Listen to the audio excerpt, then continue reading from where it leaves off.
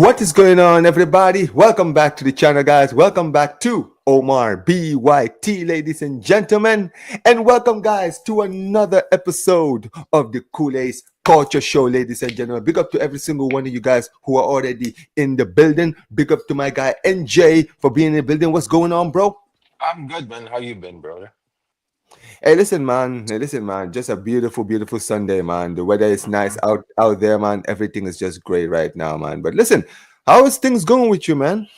Yeah, man. Yeah, it's chilling. It's my dad's birthday today. We're celebrating. And I guess the weather's Hey, it's happy too hot. birthday to that, pops, man. Appreciate it, man. Yeah, he's 56 now, bro. Still Hey, looking young, man. Yeah, hey, looking good. damn.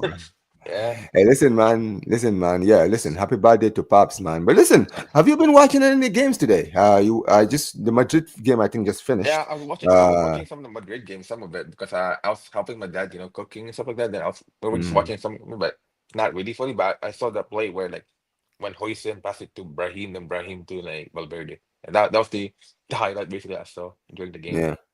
Yeah, I mean, I'll say this now, man. That look, if I'm just gonna be unbiased, I think it was a slow start for Madrid. Madrid were really yeah. up for like that's first half. They were really under pressure, Oh yeah, especially they when were when Asensio, man, Arguello. that guy is Yeah, such a that guy. reckless defender, man. Very Bro, reckless bro, defender. Ramos, bro, 2.0. Nah, There we Pep, go. nah, forget Ramos, bro. This guy's like the modern day Pepe, bro. Oh Because yeah, he fair enough. he's got that temper as well, bro. He's got like that Yeah, that, that yes, Pepe yeah. temper, bro. You feel me, right? But Mm-hmm. I'll say this now. It was a very, very they recovered, after they scored that first goal. Obviously, Jude Bellingham just doing a Jude, right? This guy Mm-hmm. does nothing during the game and then scores, and then I makes it all about him, man. This guy. But Yeah, man. look, it was a great performance. At the end of the day, for me, the ones who stood out for me was Ada Guler. Once again, this guy, right? I'll give credit Yeah. to Alonso. He was definitely smart. He saw Mm-hmm. the difference, right? He realized that how important this guy is, and he was like, "Yeah, Yeah. this guy, I'm gonna start him in the game because in the game against Al Hilal, he came off the second half and he cooked." Right, Yeah, he you cook, absolutely man. yeah. So yeah, man. But yeah, big up to every single one of you guys. I see you guys in the chat, man. Big up to my guy Mohammed, man. Big up to you, bro. Big up to Javi. I hope you're doing good too, man. Listen, I'm good, bro. I'm good. I'm good. I'm good. But listen, let's get started, man. Obviously, Yeah. there's a lot of stuff, coming out of the club, right? Recently, there's Mm-hmm. been a lot of transfer links into the club, out of the club. But I do want to first of all start with a player that we've just signed, right? Yeah, Joan for sure. Garcia.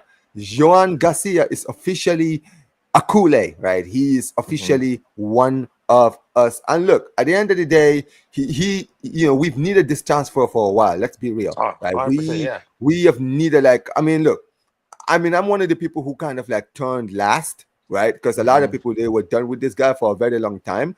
Yeah. But truth be told, right, we've kind of needed a new keeper, and I'm Mm-hmm. glad that we have finally like dealt with the situation now.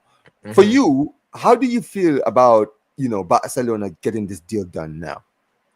Yeah, as you say, it's very important. Since we're moving to the new era, we need new players for this new era. Like, yes, don't get me wrong. Like, it's up to you. Either you like respect Ter Stegen or not. That's on you. If he's a legend or not, that's on you. But this time, bro, his window is close, man. Like it's time for the new generation to take over Barcelona. Like you just need a new goalkeeper because you have new players coming in as well. Like you just need a new players, man. Moving forward, you just have to. 100%, 100%. Yo, big up to Miguel, man. Big up to you, bro. How are you doing, man? I see your new setup, man. That studio is looking nice. How you Yeah. doing, bro? Hey, thank you so much, man. It's looking okay. Yeah, I'm still tweaking a few things, but yeah, I'm great, man. I'm ready to start making content. Let me know how my mic sounds, by the way. Do you That's guys hear good. it Yeah, back? yeah, yeah, yeah. You're That's good so now. You're good. good now. You're good. It was low, but now it's a little bit better now. Yeah, I it hear was you, a bro. little low, but I know there's a little bit of a background noise, but I want to know if you guys tell No, me it's how. not. It's not that. It's No, not. no, It's that's like not. we. You can't hear it. Yeah, we Oh, can't okay. hear it properly, so you good. Yeah. So what are you guys talking about? So obviously, I was just talking about, obviously you see from the front of the front of the page right there, man like Joan Garcia, the brand new keeper. He's finally here. Right, we Mm-hmm. can actually maybe breathe a little bit now that we know that we have a keeper now. That we can rely on. Right. Let's be real, because I mean, listen. I was one of the people, who was kind of, on the just taking train. I was like, listen, man, I don't think he's as bad as many people say he is, but dude, Hmm. I got proven wrong so badly, man, so badly. But Yeah, I'm man. not gonna lie, man. I'm happy with how the club moved. And yo, big up to Michael for the raid, man. Big up to you, bro, man. Appreciate you so much for the raid, man. Thank you so much. Yo, make sure all the people in here, bro. Big up to every single one of you guys. Smash the like button. And yeah, big up to my guy Michael TV10, man. Make sure you guys go subscribe to him. But listen, I was just saying, Miguel, right? We've needed, let's be honest, right? For where the club needs to go, right? I've always said this. If we're actually serious about trying to compete maybe for the Champions League next season, you've seen how for clubs like PSG, who've just won the Champions League, how important Donnarumma was for them in goal. When Madrid won the Champions League, you remember how good Courtois was in the 2 times that they won it, right? Even I can even go as far back as Chelsea.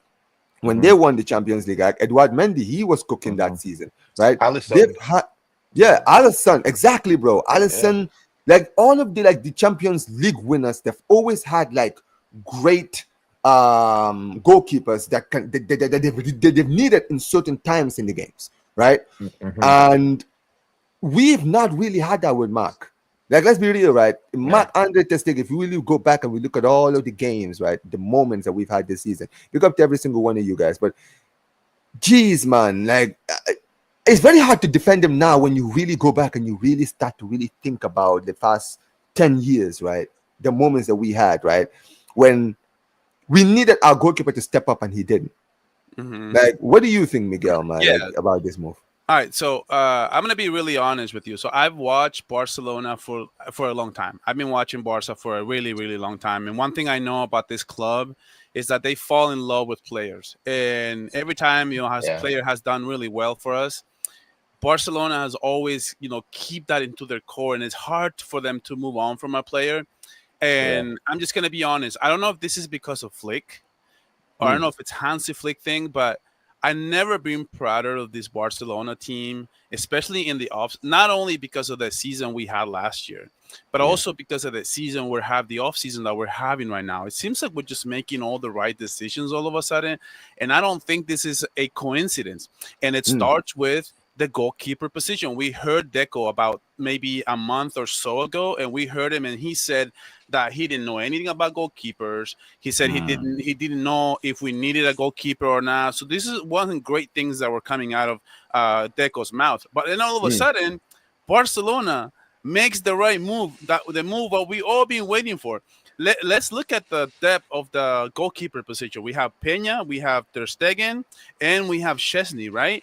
And for Barcelona to go after a goalkeeper, a position that we needed to upgrade at, even though we had debt, we have plenty of depth with that position. So the fact that Barca went and did that makes me proud. It makes me proud of my team, because even though we just won a local treble, we're sending a huge message that we're not sitting on our laurels. We're rebuilding, not rebuilding, but we are strengthening the team, Yeah. especially Rito. and it starts with that defense. And now the story about Nico Williams just says it even louder. Big message to Europe. Yeah. No, absolutely. I mean, let's be honest, right? I'm gonna be very honest, right? This is why I wanted us to keep Szczesny, because I just wanted us to know that there was another keeper in the team apart from Mark, right? But the fact that the club this season have decided, nah, you know what, right? Rather than waiting for next season, rather than waiting for this guy to retire, we're just gonna go and look for a goalkeeper right now. And I think a big reason towards that is because of how the season ended, right? It's not just because of how bad Ter Stegen was, it's kind of his attitude.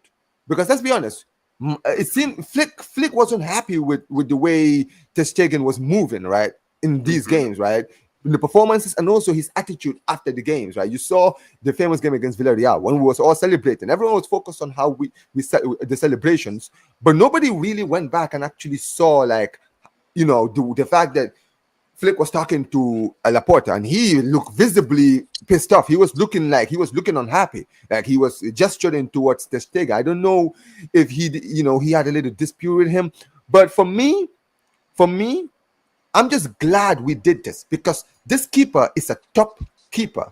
Let's be honest, right? Yeah, Do you know how good you have to be for you to be playing for a club that is been challenging for relegation? You consider 51 goals, and people are still saying that you're one of the best keepers. Let's be honest. If it wasn't for him, they would have gotten relegated. They would have 100% gotten relegated. He had the most saves. He led the league in every single statistical category. I think there was only one where Oblak was better, and I can't remember exactly what it was. But he got lifted like a Superman, bro. He got lifted as a Superman, and that was because of one reason. Everybody recognized the kind of work that he did.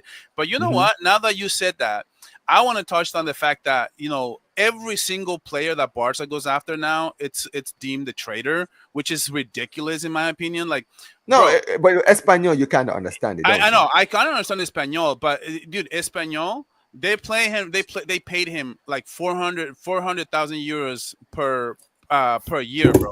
And like he's gonna go next door to go play at the Camp Nou at the new stadium and fight for every single tournament there is to be fight for. But with Barcelona, he's gonna have a realistic shot at winning everything realistically. And then now, not only that, but now he's gonna be making 3 million per year, and it's making it seem like it's his outrage decision, which is actually, to me, it's really easy. Can I just add to your point? Can I just add to your point before NJ? One thing I also add is this. You're right. At the end of the day, Espanol, with all due respect to you, you know who you are. You know who we are. Yes, we're your crosstown rivals, but there are levels to this. We are elite. You guys, respectfully, are not. You guys are little bros, right? And this is the most important thing. Look at the options that Joan Garcia had. He had to choose either Barca, Newcastle, or what's the name? Arsenal. Now, at Arsenal, he would have been the backup. At Newcastle, he would have probably started, but come on, it's Newcastle United, right?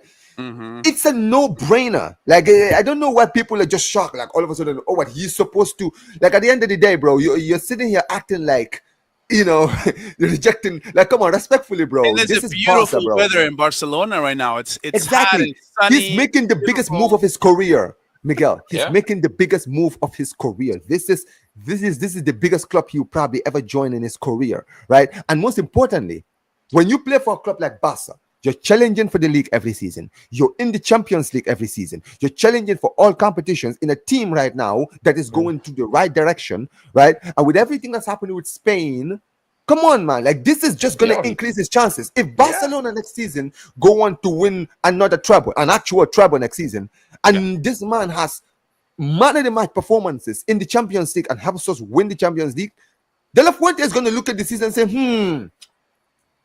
can I really bench this Champions League winning goalkeeper? You understand what I mean, right? Because it's in the air. So, I mean, before you go, NJ, let me just bring Jonas in this. Jonas, brother, how you doing, man? Bro, listen, like, you know what I'm saying? Thank God I'm blessed. You know what I'm saying? Just another day, right? In Barcelona, we always got news. Joan Garcia officially presented. Bro, I'm happy, bro. Omar, you already know me, bro. I wanted a goalkeeper for so long. I've been crying out for it, bro. It's been before YouTube 2 years. I've been saying, ever since 2022, we need a goalkeeper at this football club. And to see Joan Garcia and Omar, I don't know if you remember, but I wanted Joan Garcia even before the reports were even there. I wanted exactly that guy. So to see the reports develop and then we get the guy that I want, and now it's done. It's amazing, bro. And I hope that this guy, man, like, listen, I think he's going to do good. I think fans of Espanyol, I know what they're trying to do. I can't wait till we play Espanyol away, by the way. Because I know what type of treatment they're going to give him. But it's like, dude, the guy has an opportunity to go to FC Barcelona, and it's not even like the Xavi era of Barca or the Ronald Koeman or, you know what I'm saying, the end of Setien when it was falling down. No, this is an exciting project that Hansi Flick's got right here, and you can be the goalkeeper of Lamine Yamal, Rafinha, all these guys, Pedri. It's a no-brainer for me, but what are you guys saying about it, man?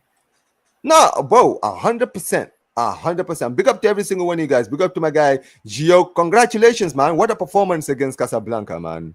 Congratulations to you. We'll definitely talk later. But look, But yeah, listen, man. Yeah, it's like, bro, we'll definitely get into that. But yeah, like everything you just mentioned is true. I think that everybody here, we can all agree we needed a new keeper, right? Yeah. Let's be honest, right? Yeah. Like even Mhm. the most supportive, like, don't get it twisted. I feel like I was one of the last people to turn on Mark, right? Because from the start of the season, I remember speaking to all the Barca fans. I remember speaking to Elias, like you mentioned, Jonas, Oh, you want to say? NJ, you, Miguel, every Barca fan I've spoken to have always said this guy needs to go. And I was one of the people who was like, bro, I feel like the hate is really, really tough. However, this is what I also believe is the truth.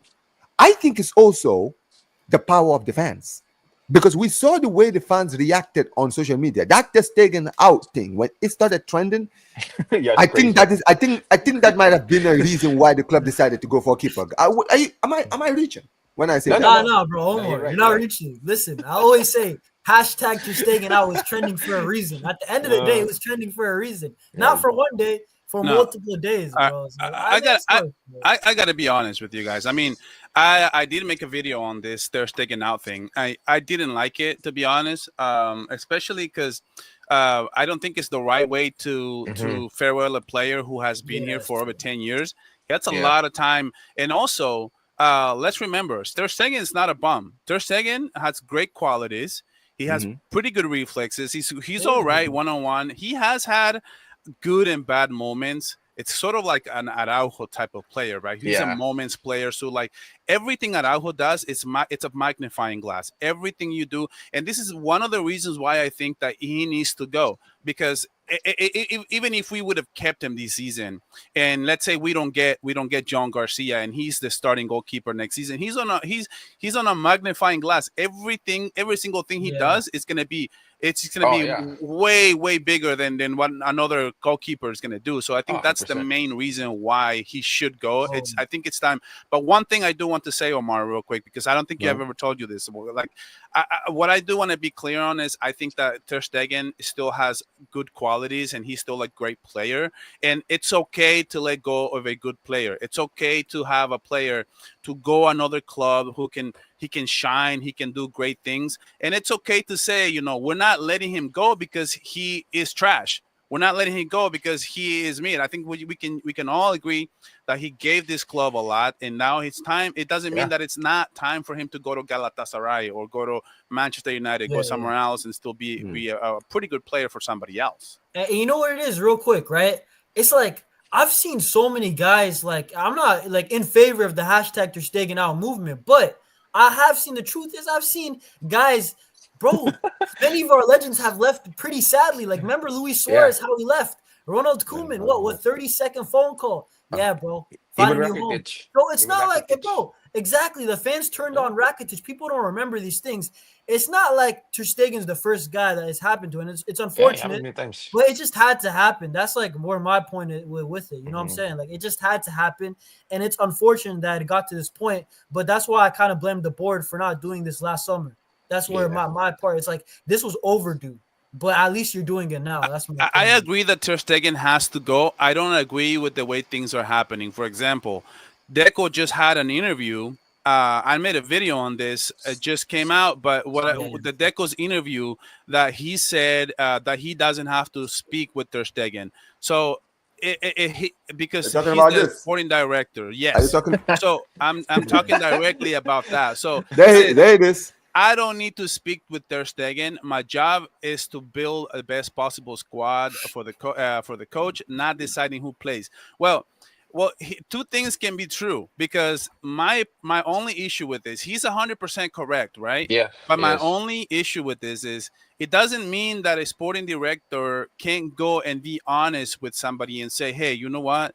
This is the direction the team is going. I know you're not going to like this. You're not going to want to hear this. It's part of a breakup. Dude, who wants to break up and say, I don't want you anymore? Who wants to break up and say, it's not you, it's me, right? It's that sort of thing. Like, nobody wants that. No, like, it's uncomfortable, but you Oh man. have to do it, bro. To Uh, me, to go out and oh say man. that, the game's the game. I Yeah, it is totally what it is. disagree. There's a place, there's a way to do things, and I certainly don't agree with the way that Deco sometimes that comes across a little bit showboaty, a little bit of like a little bit. Kind of like the attitude that doesn't comes out as positive or as professional a way of handling a breakup. Yeah, but bro, I mean, yeah, okay, go go, ahead. go.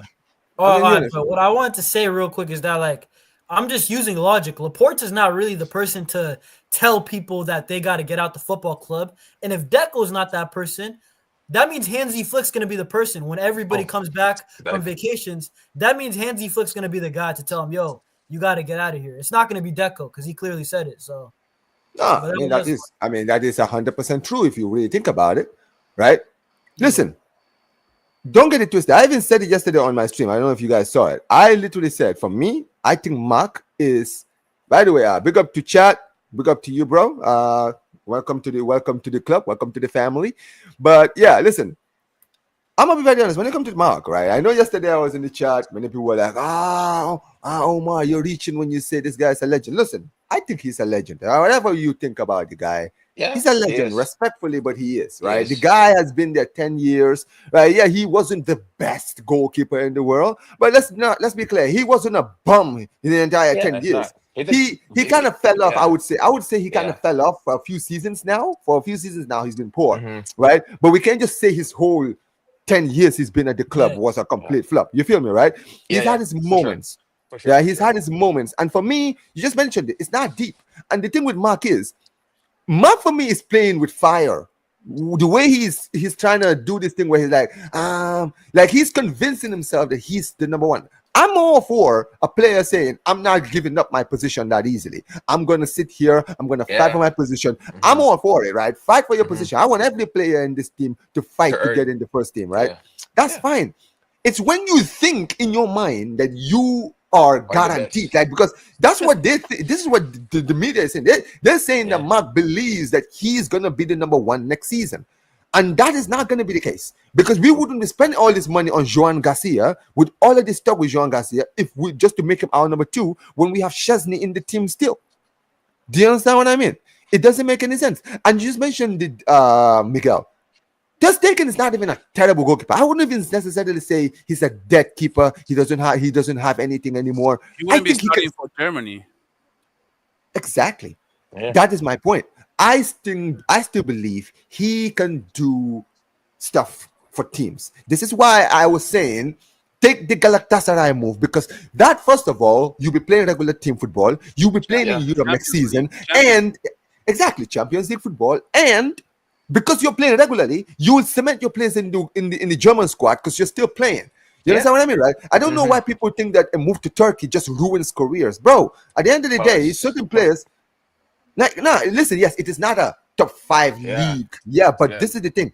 Galatasaray are a club in the Champions League. You're going to be playing for a Yes. club Yeah. that's going to be 100%. I agree competing with for you. Yeah. league titles and European football, right? So for me, he has to be smart about this, especially this year in the World Cup year. Mm-hmm. You understand what I mean, right? Facts. Yeah. You 100% have agree to with play you. regular football, or else the German team are gonna. The moment, for me, I've said it before. The moment a new goalkeeper in Germany starts kicking, and I Yeah. remember speaking recently to Steve, and Steve was telling me that Neuer technically hasn't retired from the national team. So what happens if next season Ter Stegen doesn't play football and Neuer is started for Germany? Oh, yeah. Do Yeah, you see yeah, my yeah, point? yeah. Yeah. He's No, but really risking his international career right Exactly. yeah, Yeah. you know what it is. And he just won't let go because he just keeps saying that he wants to fight for his spot and he just wants to die by the sword, lead by the sword. Like, honestly, to me, just get it over with. You're bluffing. You just want to, I don't know if you want to get more money from the club or what, but realistically, you need to go to Galatasaray next season. It's going to be a World Cup year. So there's no point for you to stick around and try to fight for a spot. You need to go somewhere where you can guarantee the number one spot. And he can help many clubs right now as we speak. Like, there's many Yeah. clubs, and Galatasaray is one of them. And I love that move, by the way, because like I Yes. said, he's going to be competing at the Champions League. That is going to be huge for him. So I think he just needs to go. And there's a few other players that are but nobody wants to leave because this Hansi Flick project is so amazing. Yeah. It's so And the good. players who Barca wants to get rid of, nobody wants to leave. And the players But who this is the thing, they're want- hurting players who want themselves, to Miguel. come to Barca as well. Miguel, Yeah, but- the problem is they're hurting themselves. Before I mean, you go, they're yeah, hurting themselves because you have to understand the thing with Flick is not like Xavi or any of these managers. Yeah. If yeah. you don't fit his plans, he Yeah. doesn't care about And you. You fuck off. you look at Ansu. Look Yeah. at Ansu, bro. We was even it got to a point where even fans were like, "Yo, when are we gonna see Ansu Fati play?" Because Ansu wasn't a part of his plan. He wasn't gonna play him. He played Pablo Victor. He played all these guys ahead of Ansu when he was fit. Mm-hmm. That shows you, bro. When he doesn't want you in the team, bro, you want to stay, bro. By all means, stay. But guess what, bro? Joan Garcia will start over you, and he will start every game. So Yeah. you decide to stay, bro. That's your problem. I have my keeper here already. Yeah, no, I agree And with that Where's that. Like, Mark? I Oh, you listen. got it. I ain't gonna lie. I agree with everything you guys are saying with the Ter Stegen situation. The Galatasaray move, I'm gonna be real. As like, if you're a veteran, I think that's a great move, bro. You're gonna be It playing the is. UCL for like 1-2 years, right? You know, Barcelona players, they always complain about the weather when they're leaving. That's good weather in Turkey, bro. Yeah, Turkey's And nice, also bro. on top of that, I think it's still a good enough level for where he's gonna start for Yeah, maybe even yeah, the it World is. Cup, and then maybe even the next Euros, bro. I think that he could be the starter. But once again, I do want to go back because I probably do criticize Ter Stegen a lot more than anybody Yeah, up you here. do. But You do. the truth is this, bro. Like, there was a time that I thought, he could be undisputably the best Barcelona goalkeeper in our history. Like, I remember Yeah. Yeah, 2017. that's me back then as well. No, but this is the thing though. Like, Yeah. I'm gonna be honest. Like, I don't forget he won us La Ligas and he was very good, bro. There was a time that he was the second best player in the team. Like, I'm not gonna lie to you guys. The guy was not a bum, bro. No, he's Sometimes not. it feels like I'm saying Nah. that, but no. The reason why I want Ter Stegen gone is because his level has dipped from 2019. From 2015 to 2019, he was a very good goalkeeper. The only flaws is in the year UEFA Champions League, he didn't have the moment to just save us in a tie. But domestically, the guy was stellar. I'm not gonna lie to you. He was, bro, in 2018 and 2019. Those 2 years, I genuinely believe he was the second best, most important player besides Lionel Messi. So listen, brother, it's no hard feelings. It's just that your time's gone, bro. And I think the Yeah. Galatasaray move is good for him, bro. Listen, Yeah, man. Yeah, go ahead, NJ. NJ, go ahead. yeah. Based on what you guys were saying, yeah, you're right. Like with Hansi Flick, if he doesn't like you, you have to leave, and it shows you though. In same as in real life, if someone doesn't like you to be at their company, you have to leave. You have to find a new job. It's simple as that. There's no hard feelings on it. It's just that you are not part of the project moving forward. It doesn't mean that you're not good. It's just that you're not the right profile anymore for them. So, sometimes people need to learn that. Players need to learn that. It's no hard feelings. It's that But in reality, we need to be talking a little bit more about Joan Garcia. Joan Garcia, I believe that makes these defense a lot better than last Oh year. yeah, 100%. So I know because I know we're talking a lot about Nico, we're talking a lot about Rashford, we're talking about a lot of the front four and everything. But guys, none of that is gonna matter if we still have the same defense as last time. Because last year the defense really was so detrimental. We had to keep coming back. We were the comeback kings for a reason. Because we just keep starting games 1-0. Beginning of first 15, 10 to 12 minutes, maybe 20 minutes of the game, we were either losing 1 or 2-0 already. So to me, it starts with the defense. And I think Hansi Flick is going to have to figure something out on defense. And it starts with Joan Garcia, one of the reasons why he's here. And I know Joan Garcia is going to have his hands full because Joan Garcia, this high line is going to leave him one-on-one a lot of times. And I'm just going to tell you that right off the bat. Because if we keep playing the same way as we did last year, Joan Garcia is going to have his hands full because he is going to have a lot of situations where it's going to be either one-on-one or he's going to make a decision of either stay or just go or try to intercept a cross or something. He's very decisive. I watch him. I've watched maybe 2-3 videos that are like 20 minutes long, and he's very good on his feet. He likes long passes, right? So he's going to connect a lot with Rafinha, with Lamine Yamal. But when it comes to crosses, he led the league in interceptions with crosses down to the box. So he's very, very, very. His instincts are amazing. And it's kind of why I'm so excited about Joan Garcia because I know there's few things that he knows how to do that are just going to be amazing to when it comes to helping out the defense. And those one-on-ones, either his reflexes are second to none. So Joan especially when you think about the fact that on the Flick we're playing the high line. So what happens if one of the games they actually beat the high line? So there's one-on-one. You Yeah, have a it's gonna goalkeeper happen. in Joan Garcia. That's what I'm saying. So you're gonna have moments when teams could go one-on-one when when the defensive line doesn't work, and we need Joan Garcia And to actually bail us out. yeah, and he's got long arms. He's length. He's very lengthy. He's 6'3". So Okay. Yeah. one of the reasons why he gets to certain spots that other goalkeepers like say Ter Stegen just can't get to is because he's got longer arms. He's a little bit like Courtois in a sense of Courtois has a much bigger body. It's a much Yeah. bigger dude. 6'7", bro. Yeah, but he does have he's like I said, he does have superb reflexes. So that's a Mm-hmm. great thing that when it comes Mm-hmm. to this high line, he's gonna help significantly, I believe.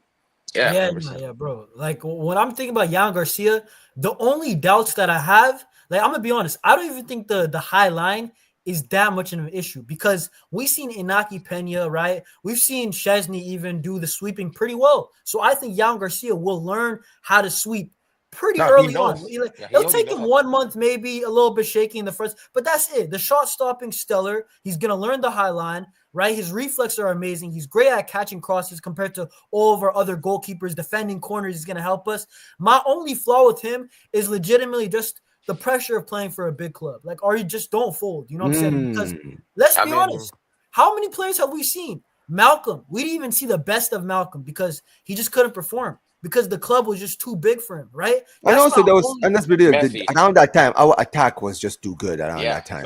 So yeah, you're not gonna bench Suarez, Neymar, That's true, Suarez but or like Messi. he still had game time. I always thought he was a good player, but he No, just he is a good sometimes player. it just didn't make sense. Like I No, think that no applies one's for gonna any bench him. player. No No, one's but benching that's Messi. I know what you mean, but my point is like, for example, whenever like for guys who are off the bench and in and around, like there's even a season where Paco Alcacer was cooking. I'm not saying Paco Oh yeah, Alcacer is Marco. better than Yeah, Malcolm, but Now he I'm was, just saying why. cooking. he was. Under Valverde, that first season under Valverde. Alcacer was If so you guys good. remember that 17-18 season, Yeah, Alcacer was so yeah, good. Suarez had a slow start, and Yeah, Alcacer was actually playing better from the bench. yeah. And he bro, was Especially actually, Omar, remember, that's yeah. how he got the loan move to Dortmund, and then that's yes, why Mm-hmm. Dortmund exactly. And he signed was him. And cooking then there too. No, but that's boom. my point. I was like, it's not really. Sometimes it doesn't. You just never know with the player because the big club expectations and pressure, it's real, bro. You just never know. But I think I'm not gonna lie. I'm like 95% sure Jan I mean, Garcia is gonna be a hit, bro. Like you will 95% never because you will go never ahead. know until they start playing. But for now, we'll see. Yeah, You can just like think about it. Oh yeah, it's too big for him. But bro, who knows? And probably the second game, that's where he starts clicking. But for now, we don't know if he's gonna be able to handle it. But I'm pretty sure he will be able to handle it. Come on, bro. He's really, really, Yeah, I really mean, to good. be fair, let's be real, right? Did you see? I mean, the amount of come on, when he was at Espanyol fighting for a team, playing for a team that yeah, was yeah. just That's basically pressure. challenging for Yeah, relegation the whole of last season, right? yeah, It was literally exactly. turning up. Like it's really that final game. There's a reason why the fans went the way they went on him, bro. Because at the end of the day, the guy literally saved them in that game against Las Yeah. Palmas, right? And you know what's funny, So. Omar? What's funny is that, like, if you look at the quotes, how much the importance of Jan Garcia to Espanyol, they were saying that he's equivalent. He's our Messi. They were saying, can you believe Yeah. that? They were saying Jan Garcia from Espanyol was their Messi equivalents I mean, because, and the I manager was can't saying blame it's them for because that. he wins us games. He said it's Yeah. legitimately because he wins us games. He picks up points for us single handedly. So I'm like, you know what? I can't wait for that to happen to Barcelona. I Like, mean, when we yeah, see you're right. You can't because again, Joan Garcia is like one of their best talents since what? Since 31 years, ever since somebody joined Barcelona. They're like their second best players in this modern era. Like Yeah. Hey, listen, big up to Abs, man. Abs, I know you're one of the people, you've been singing about Ter Stegen leaving and all of this. Listen, talk to me, man. Joan Garcia Bro, is in the club, man. Talk to me, bro. bro, I'm happy, man. You guys don't understand Of him. course you are. So out of the two players, one of them is gone. The next one is Araujo. When he leaves, it feels like I'm gonna be in heaven, yeah. So now I'm happy Juan Garcia is there. A new era has started. You see that 18-19 Champions League squad? Remember that team? Ter Nada. Stegen was the last one left, and he is gone. Yeah. And I'm happy that he's I mean, gone. technically, he's still here. So, yeah. Oh, I mean, you're on the bench. Just just don't even come to the training ground. To be honest, just go with your new missus. You cheated on your your ex-wife. You cheated on her. Just go chill with her in a restaurant. Are you seeing the post he's putting up I'm on not gonna, Instagram? I mean, listen. Yeah. Hey, by the way, guys, Bravo, listen. come on, man. Before we start, man, listen. I'm just gonna say this. All the people in the chat, big up to every single one for the 44 people in here. Smash the like. But listen, just wanna say what my panelists say is not. I don't speak for my panelists. So you know, my panelists' opinions are theirs and theirs only. Okay, bro. I don't align with their opinions. By the way, so you know, just put it out there. You know? Nah, Yeah, nah, I man. hear it. Yeah, But man. What I'm saying, new girl, you need a new club after. yeah, Don't yeah, expect. yeah, Don't real expect. Let's allow the guy. If he makes mistakes, let's not get onto him. It's a new era. I've never seen this a player so happy because this guy's smiling in every video. Juan Garcia. Listen, He's so happy, like Yeah, you can't hide the smile. Like he just snaked his yeah. Espanol, and you're going to Barcelona. Don't be that happy, bro. Be a bit like more serious. So do you know what I mean? sorry, But I'm bro. happy he's here. Let's go, man. No, New but bro, era. that's the thing. That's why the Espanol fans are absolutely mad. They're like, why does this brother keep smiling, bro? Why is he doing this? Bro, even when he's writing the contract, when he's signing the contract, bro, he's having the biggest smile. Like, bro, have you seen his comments? If you go deep enough, they're just putting rat emojis, bro. Like, they're like, bro, what's wrong with this brother? But I'm here for it, bro. You know, we're on the other side of I'm this. here now, boy. I'm here now. Yeah, bro. Yeah. Oh my god. And when Nico Williams joins, bro, oh my god. Okay, listen. Barcelona. We're going to get into that next. But listen, I'm gonna start. Let me start reading some of your chats, man, because you guys have been ignoring your chats. Big up to my guy. Big up to I can't pronounce your name. Sorry, brother. But he says Joan is Kushara. He says Joan is calm under pressure, just like Chesney. He had his best performance against the big teams and arguably the weakest defense in the league in front of him. By the way, guys, just to add to what he said, did you guys remember? I know I talked about it last time, but I remember the Madrid game. Yeah. They won. They beat Madrid last season in the RCD Stadium. And this brother, remember, these guys were absolutely getting dominated in that game, right? By Madrid. He was like literally Spider-Man. That was like the first time I really saw Joan Garcia, and I was like, yo, this keeper is actually sick. You understand what I mean? And they ended up going on to win it. So yeah, I do believe that he's calm under pressure. And listen, you just mentioned that Miguel, right? The amount of like opportunities last season, the amount of times we had to go from behind because we didn't have a good keeper, right? And we always had to come from behind. I think it's important to have a keeper that we can rely on and say, all right, man, we have a last line of defense that we can trust. You understand what I mean? No. So, no, exactly. So that's one thing I think that we can improve on. But I also think that it's gonna make Kubarsi better. It's gonna make Inigo Martinez better. At the end of the day, they're gonna be able to trust a little bit more because we're not knowing that you have a keeper in the backfield that kind of like what Real Madrid does all the time with maybe like if it's a breakthrough, right? They're not going to make the boneheaded play. They're not going to try to tackle the guy and get a red card. They're gonna let Courtois get the job done on the one-on-one. And when you have that with a player like Joan Garcia who leads the league in saves, you're gonna have to trust them, and it starts with the defensive players trusting Joan Garcia, and I think they will. Facts. Yeah, 100%. But yeah, big up to him. He says Ter Stegen was one Champions League away from surpassing Hector Valdez as the best goalkeeper ever. I mean, not really, because Valdez won 3 Champions Leagues. This guy's only won 1. I don't know. He's not even a Barca legend in my eyes, bro. I don't care. No, he's a legend, man. Bro, I don't care how long you served, bro. Like the amount, like since 2015, my brother, you gave us depression, bro. I'm not even gonna lie to you. How long have you been watching Barca? Me, I'd say since properly, I'd say 08, 07, 08, 09 properly.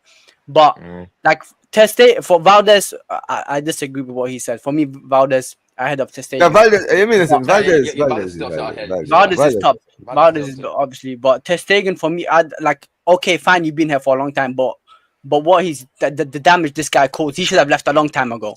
The damage he has caused, and he's still trying to cause damage. Do you know what I mean? If you just leave normally, just leave, bro. Like you should know your time is done. Yeah. It's over. It's debatable the fact whether he's a legend or not. I would say. I mean, listen, people can debate it. I think we all agree that it's time to go, and it's time to go doesn't mean that he's a bomb or he's trash. He can go. It's okay to let a good player go and play for somebody else. Yeah. At the end of the day, Yeah. we're closing out a chapter. He's the last one standing from that treble, and I think we're ready to move on. And it starts with Hansi Flick making a decision and saying, "I want Joan Garcia," and Joan Garcia is the guy.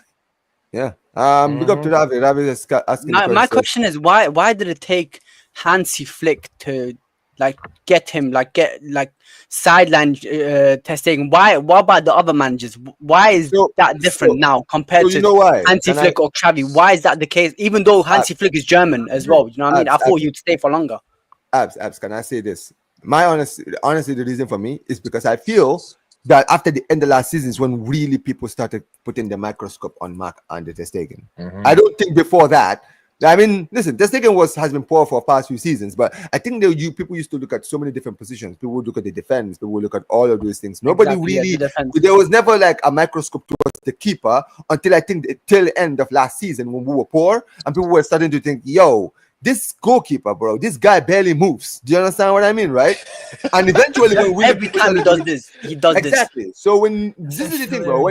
When a player is poor, right, and people really start putting their eyes on him, and you really start to see the tiny little mistakes that you were missing in the past. So this is the thing with me, right? When I saw that video of like the errors that Ter Stegen made, how long was that? 1 hour or something? Yeah, it was more than an hour, but. Oh, When I was sitting there watching this, right, I remember looking at this and I was thinking, bro, this guy, one thing I took away from that was that this guy barely moves. This guy barely moves. This guy barely reacts on time. And I'm like, bro, it took like this was like the first time when I was like actually watching Ter Stegen's performances. And I really, really started to see everything. I was like, wow, this is actually true, to be fair. And it's sort of like a flashback of how many things and how many plays we've been putting up with. So many times we just let it go. We just been okay with him just making these stupid plays where he has no reflexes. He has no goalkeeping abilities to show for. Yeah, man. Like look about Roma when the game winner from that guy from Roma. He didn't really move. He didn't really move. I think this guy is just lazy. I think he can save. We've seen it before. He's just lazy. He just doesn't want to try. I compare him to Trent. People say Trent can't defend. I think he can defend, but he just doesn't want to. He's just lazy. Him and Trent are the same. Ter Stegen, there's more simple saves. The most simple saves. It makes it look like the guy done a madness. Whoever took the shot. The most simple saves. He just doesn't want to try because he's been so comfortable at Barcelona. No competition. You know for sure that number one spot is yours. You're gonna be calm. The same with Trent. Nobody took his place. Look at him. He got dribbled 15 times against Doku, like the most out of anyone. They just are too lazy. These guys are lazy, bro. Same with Trent. Did you see him in the Club World Cup? There was a clip of him not even trying to run back because he doesn't want to try. It's the same with Ter Stegen. But he's lazy, bro. Hold on, abs. But you have to understand, bro. He's the one that made the tackle for them to get the first goal against Al Hilal. What are you talking about, man? Put some respect on Alexander-Arnold's new player bounce, man. You know them ones that just join, do something, bro. We know the guy. You have to watch him throughout the whole season. I watch obviously Premier League all the time. Trent, he's just very lazy. Now let's see like if he tries. Do you know what I mean? He can defend. People say he can't. He can defend. But he's just lazy, bro. He doesn't try. Don't worry, bro. This is La Liga, bro. La Liga wingers are built different. So I'm looking forward to seeing what he does. Nico, but listen, let me read what Ravi's question here is. He's asking if Ter Stegen really miss out on playing for the national team if he stays. If he stays, because here's the thing: unless my guy Nagelsmann is an absolute fraud and he's a player over club, like he's loyal to his players or some shit. That's the only way he's gonna keep his place in this league. Like the Shams with Rabiot. Exactly, like with Rabiot, like with England and sometimes. Bloody De La Fuente starting Cucurella over Balde. Like, what's wrong with this guy? I mean, Cucurella, I hear it because Cucurella actually has been playing well. I'm not even gonna. Bro, he didn't pick any Barcelona players. Eric Garcia, who's a good backup right back for them. He didn't pick Inigo Martinez, who just had a great season, and he's playing Pedri as a 10. What's wrong with that's the dumbest one. Pedri as a 10. And the Brother, Olmo you doesn't even watching? start. Olmo doesn't even start. Even though he scored against Germany, he scored against France. Olmo doesn't even sniff the lineup. I don't understand. He didn't even sub in Olmo, the guy who won you the Euros. In my opinion, I think he was the X factor. He was. Well, he In the was the game, guy, bro, in the knockouts when it truly mattered who showed up. Exactly. He Dani scored that Olmo. winning goal against France. Yeah, bro. And, Yeah. and he wasn't he the guy who didn't he do something in the final, bro? I remember he yeah, guys. Big He up to scored my against guy Germany here. as well. Big up to my guy here. He's talking about like good. Remember all these games. Remember the Bayern 8-2. Remember the Okay, that's Roma, not bro. untrue. The For real, Roma that one, one, bro. When I remember that third goal, bro. Oh my gosh, bro. Oh my god, dude, he didn't even move, bro. The ball literally walked past him. That third goal Yeah. by Manolas, right? You think Manolas, about yeah. you think about the Liverpool game, bro. That Liverpool game was probably barely even moved. worse. Bro, did you guys remember the goals? Remember the goals? Which one did he Origi. actually? I think he only Origi dived for only rebound. one of them. He only Yeah, only- dived for only one. That one corner kick, he didn't really move. That is the point. Like Yeah. it's things like that. When I remember it now, I'm like, bro, you actually cost us in games. I never Yeah. really saw it because I always used to blame everybody else but you. Yeah. But really, Mhm. you need It to was take him. some sticks. No, but Omar, this is why I always said listen. The reason when the moment when I was against Ter Stegen and I was like, yo, he's got to go, was actually when Real Madrid won the Champions League, not the last one, but the one before. Because I remember Real Madrid one day won with Benzema and Courtois, and I'm gonna be real, Real Madrid's defense was so shaky, but Courtois kept bailing them out, and I'm like, yo. How come our goalkeeper can't bail us out, bro? How come we can't? Bro, that's when you really start to really see it, isn't it, guys? I think that is why a lot of people were done with Ter Stegen after last season, because people kind of saw what Courtois was doing, and they really started to think, why is it that when we're in the Champions League, we always get humble? When was the last time we could actually look at Marc-Andre Ter Stegen and say, bro, you saved us in a game like Courtois has for Real Madrid? I think Look that's at when Chesney people against really- Benfica. Look at Chesney against Benfica. This guy, he was smoking cigarettes. He came, saved us in that game, made crazy saves. Look at Alisson against PSG, made crazy saves. That Champions League final, Courtois against Liverpool. If it wasn't for Courtois, Liverpool would have won the Champions League. Like like keepers, you need them. When the defense fails, the keeper is there to step up. And Ter Stegen, he's not able to do that. Your Yeah. defense, I'm Kobarsi. I'm looking back. I'm seeing Ter Stegen. I can't trust you, bro. Like shit. That goal, that Origi goal, the goalkeeper needs to command his defenders. Yo, wake up! Look around you, mark up. Like that. You need to command the box. You're the commander in the box. You need to tell your defense to wake up.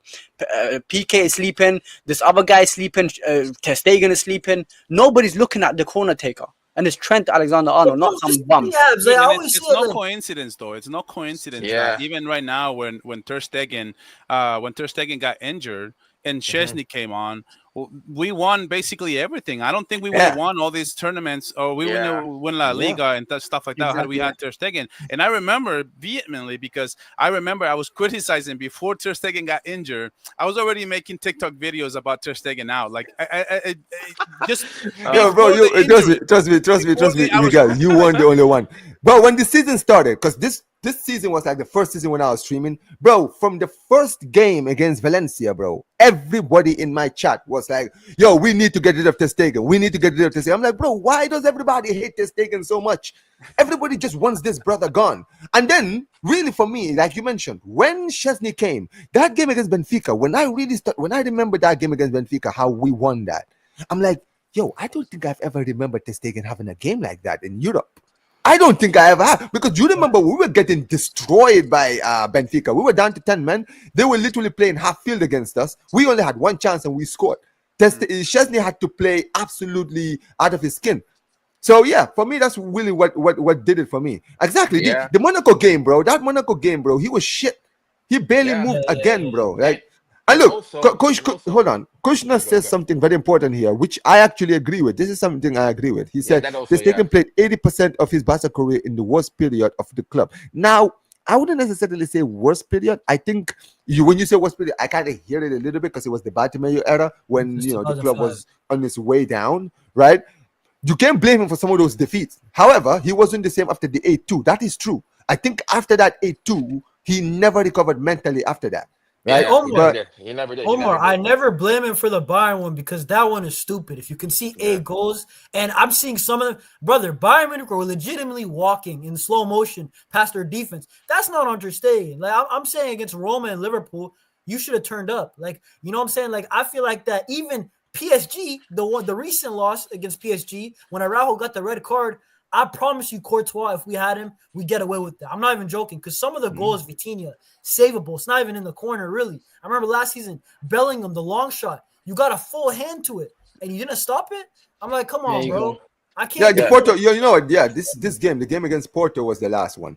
But yeah, this is the last thing. You know what, guys? Let's actually move on, because I feel like we've been criticizing. Yeah, Listen, let's you're right. actually talk about something good now, right? Since we've talked about Joan Garcia, let's talk about another move which could be happening very, very soon. And Miguel, I'm sure you're gonna come at me at some point. I'm ready for it. I know you, man. But hey, listen, man, let's get into it, man. Gonna be Nico Let's crazy. get Williams, the ladies and party hold on. started, man. Hold on. Let me read it, ladies and gentlemen. This is a Fabrizio Romano, so you know it's actually real when Fabrizio is tweeting it. Fabrizio Romano said, Nico Williams and Barcelona have agreed personal terms of 6-year deal. Agreement sealed on players' contract until 2031 with a salary of a region of 7 to 8 million per season. Not bad. Barcelona are currently working on financial terms to get the deal done with Athletic Bilbao. Now, ladies and gentlemen, I'm not gonna lie to you, right? I know I've given him a lot of stick. But I've said this to you, Miguel, right? I said, listen, man, I'll give credit away credit is due, man. Listen, Deco, man, listen, I may not be familiar with your game, because bro, this week I feel like you've been doing the right things. The thing I've been hearing from the club, no. The things I've been hearing from the club, I have to just say, man, I've been enjoying the things I've been hearing. When I heard that the club were moving on because Liverpool were not moving away from their thing with Luis Diaz, I loved it. I was like, this is what I want. Don't waste time. Don't do what you did last season with Nico Williams, where could he come, can he not come? He didn't want to come. Now he's gonna come. This and this. If the player doesn't want to come, bro, right? If he doesn't want to come, or the club don't want to sell, if we have another option, go to the next option quickly. When we had that talk, when his agent came to the club, spoke to the club, I was like, bro, if we were smart, we would walk away from the from the Luis Diaz thing and deal with Nico Williams, because now we know the player actually is willing to make things easy for us, right? Man. And I was this is what I was thinking, and the fact that the club themselves saw this and said, you know what?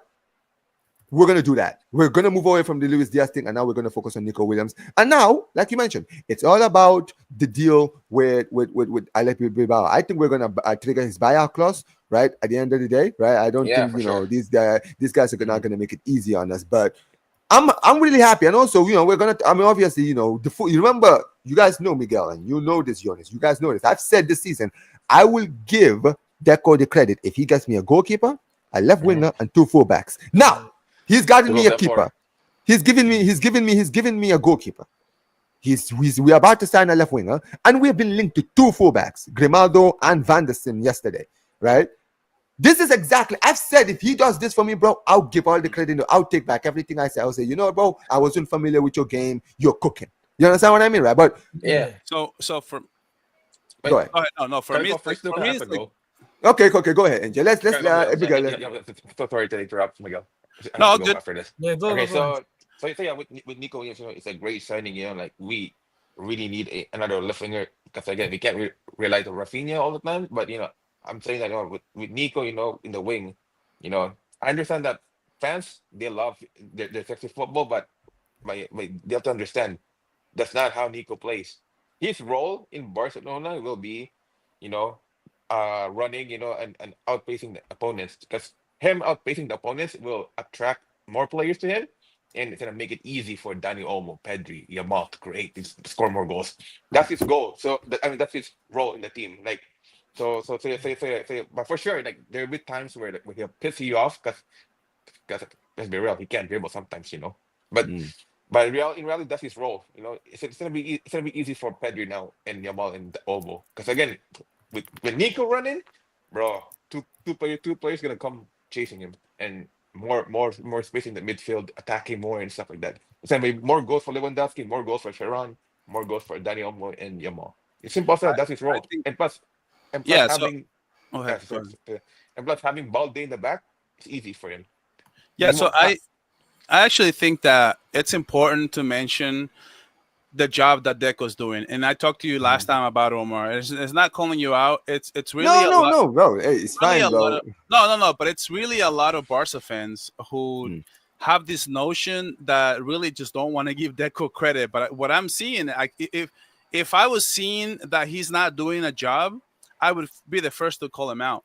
But I Yeah, for think sure. that he gets a lot of hate, and honestly, like if just the fact that if we get Nico Williams, that means we're getting the goalkeeper and we're getting a winger. Now, I think that if we just get Nico, even if we don't get anybody else, that to me it's still a 9 out of 10 summer window for Barcelona for next season. And of course, we need depth at the left back position. I understand that.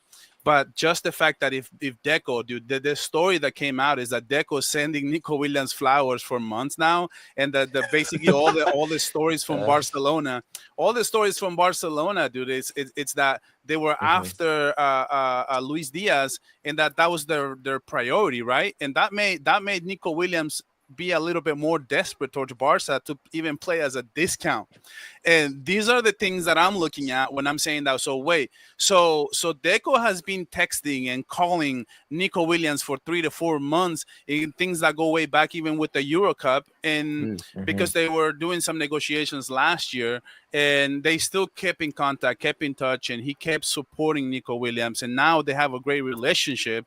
So that goes to show you, and goes a long way, that even Deco got a no from Nico Williams last season, he was still there, and now we're now where we are because Nico Williams wants to come in even at a discount because he has a great relationship with Deco, and Deco's doing his job. And let's be real, and let's be real as well, right? This reason why I will give Deco credit is because clearly when his agent came to the club and said, "Listen, Nico only wants to join us. Bayern are interested, Arsenal interested, all these clubs are interested. That's fine. They can all be interested. He only wants to join Barca. He is willing to sign, wait for us to do with the registration thing, whatever that, how long that takes. He's willing to wait. He just wants to join us. And to have a player who is willing to who prioritizes us, as his first move, for the club to move smarter and say, listen, man, Liverpool right now don't want to sell Luis Diaz. Even if Luis Diaz wants to come, it's Liverpool's choice, right? This guy has a buyout clause in his contract. We don't have to talk to Athletic Bilbao if they want to make things hard for us, right? So the fact that the club decided to move smartly and say, you know what, no, Nico Williams, all right, listen, we've seen what you've been able to do with Spain, with Yamal in the wings, right? We've seen your connections with players like Pedri in the team. We see your connection, like you're really good friends with a lot of the Barca players, right? So clearly, you believe that under Hansi Flick's management, right, right, you will cook. Now, there's a lot of people who believe that the reason why Barcelona, Imagine, bro, a lineup of Nico, Rafinha 10. But one thing I have to say, Omar, it's I think we really need to set the tone for Barca fans is that the Nico Williams, because I see a comment here, why is the Nico Williams taking so long? So one thing we have to understand though is that Barca will go after Nico Williams for sure. So Deco already confirmed that. So one thing we have to know is this is not going to be like tomorrow. Nico Williams is already a Barca player. This is going to take at least 2 weeks. Barca will pay the release clause from all the stories that I'm hearing, but it's going to take some time. Barca still needs to tweak the fair play. They still need to tweak the financial status, like, as far as, the PFF or whatever. They have to meet certain requirements. Yeah. They will do this, but it's just going to take some time. So give Deco about 1.5 to 2 weeks, and by July 1st, I believe that Barca will pay the release clause for. By the way, that's been the talk. Jonas, go ahead, man. I got something to say about this Deco talk, right? Listen, to be honest, dude, I've already said it. Jan Laporta and Deco this summer window, and give Flick some credit too, because Deco and Flick had a meeting. Yo, I'm not gonna lie, this summer window we're cooking. What it looks like, we're at least gonna get 2, probably 3, maybe even 4. We'll see at the end what FFP lets us do. But I wanted to say, Deco, my criticism from Deco, it always came from last season. I thought we had an unacceptable transfer window last summer. I don't think. Listen, I'm one of the fans that I don't forget how I felt. Was it Deco's fault? Was it Deco's fault? That's the thing with me. Financial status. Was it financial status? See, this is why I gave him So see, this is Jonas. This is why I gave him a leeway. Because here's the thing: I was one of the people, just like you, Jonas, who was pissed off after last season, the fact that we spent so long with the Nico Williams thing, when we could have said, well, if Nico Williams doesn't want to join this season, let's go look for someone else, right? And we only signed one player in the end. Now, after what we saw in the season with the registration, how we almost lost Dani Olmo because of it, I was like, you know what? Maybe this is why the club didn't actually go out and actually deal with all of these positions, because financially we couldn't, right? So I gave him leeway. That's why I said this season is going to be different. Last season, I will excuse what you did last season. No, but this I mean, season, same thing as well though. Like they lost in the Europa League as well, right? So it was such a bad timing for it's by the player at that time. But no, this is also a thing though. Like, I know what you guys mean. Once I realized, the registration issues are really bad, I let him off the hook just because of that. Yeah. Because Dani Olmo can barely get registered. But Exactly. just in the moment, just remember, we got Dani Olmo and Pau Victor only. Dani Olmo and Pau Victor. Pau Victor doesn't play, and Dani Olmo, the first La Liga game, he was not there. He was unregistered. I can't lie, I was crashing out. I would say we got nobody. We legitimately got nobody this transfer window, and Real Madrid are the champions of Europe, and they added Kylian Mbappe. That's what I was thinking in the moment. And I was like, Deco needs to leave my football club. Obviously, weeks passed by, Olmo got registered, but he got unregistered in the middle of the season. He got registered again. And I was like, you know what? In the middle of the season, I was like, Nico Williams we probably couldn't have done it anyway. You know what I'm saying? But it was just in the moment. I was just kind of like, Deco let me down in the moment. I forgive him, but listen, that's just my But that's why this season I'm willing to take back everything I said. Listen, Miguel, you know me. I've said this. I'm a man of principles. If I criticize him, I'll be the first one to come to the stream and say, you know what, man? I was one of the people that was critical of you, but you know what? You proved me wrong, bro. Because I said this on my stream. I said, listen, last season I'll give you a leeway because of the registration thing we had problems with. This season we have better leeway to go and buy players, so you have no excuse. Go get me the players that I want. Now, maybe not all of the players. I'm not saying go buy six players. I know we can't do it, but we can get at least 3 to 4 players in the team this season. You understand what I mean, right? And the fact that this season we've already signed a new keeper already. We're about to sign a left winger. We're being linked to a fullback. All of these things are all happening this season. I'm looking at it and saying, you know what?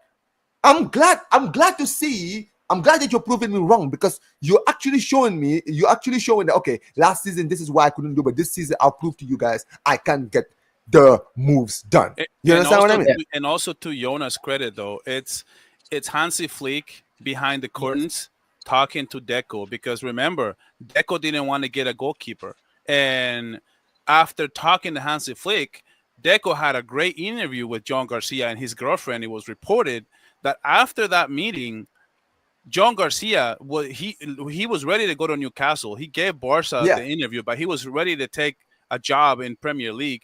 But he meets with Deco, and literally 2 days later, they had a great interview, and basically Deco convinces Joan Garcia to come to Barça and make the toughest decision, the more uncomfortable decision for Joan Garcia, which was to go to arch rivals Barcelona, and literally got Joan Garcia to change his mind in just one meeting. It's impressive. And listen, you know that even the whole Nico Williams thing, he went to Ibiza. Also, adding to that Nico Williams thing from last season, Nico Williams wanted guarantees as well. I'm talking about being registered to the team. And you could see the effect it had on Dani Olmo not getting registered. So because we couldn't guarantee him getting registered, I think that's probably the key reason why Nico Williams didn't want to join. And also Laporta said, okay, the Nico train or whatever is gone now. And now what Barca wanted was Nico to make the first move, and which he did.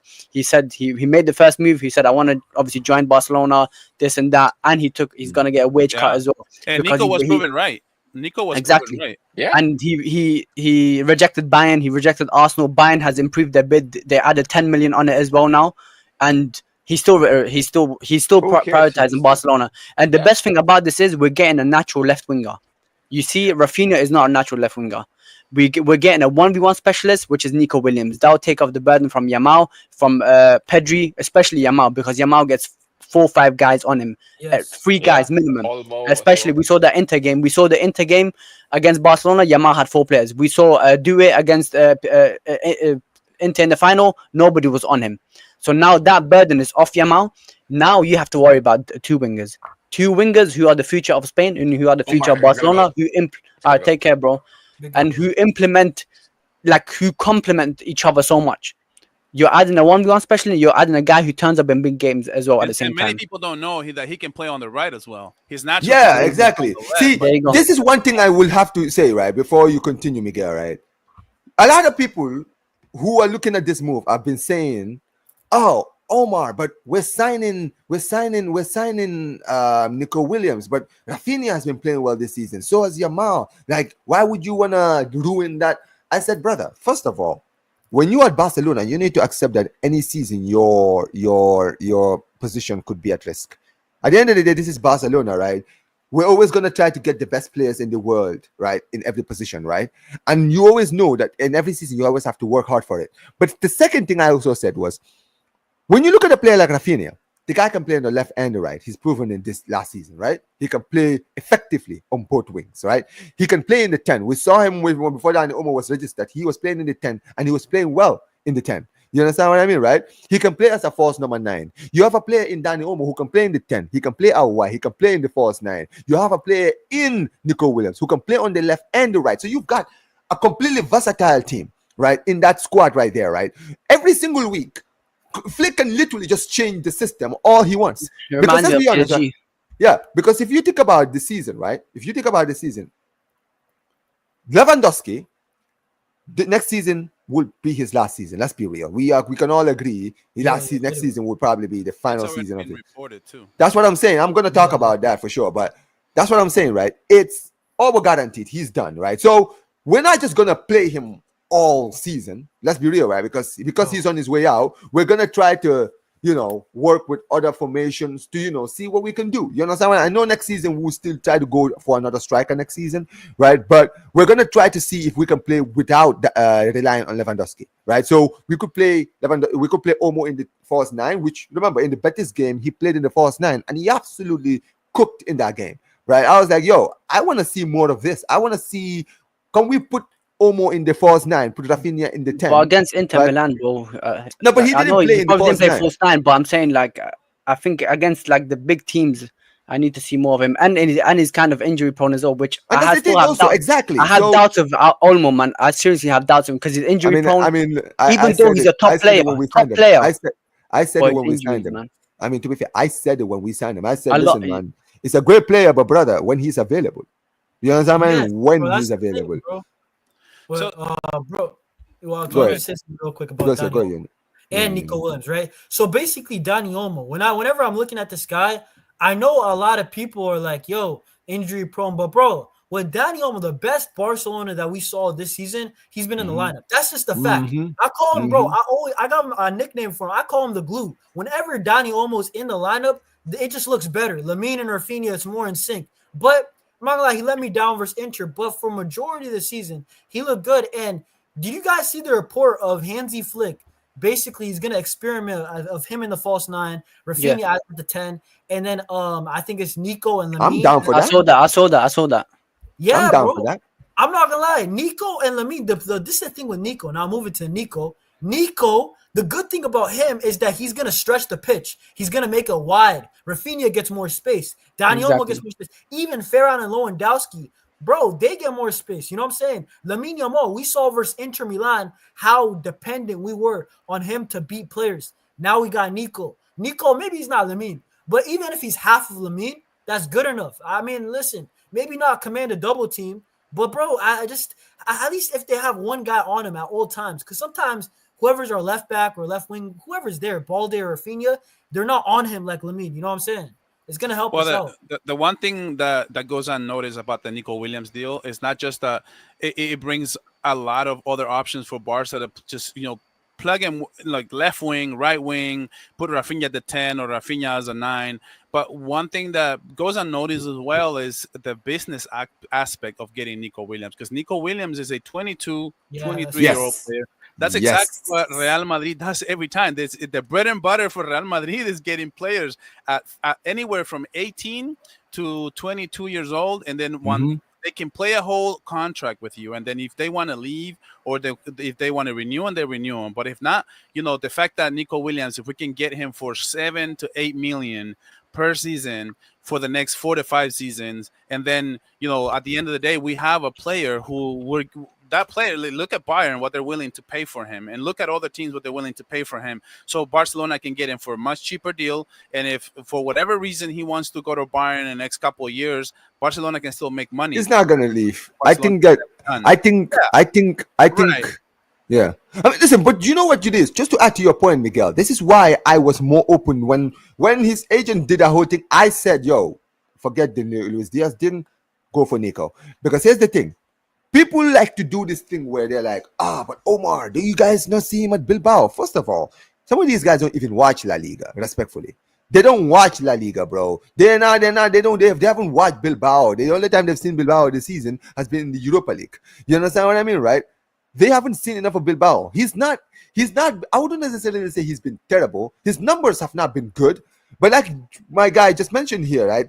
He's had the second most dribbles in La Liga this season behind only Yamal, right?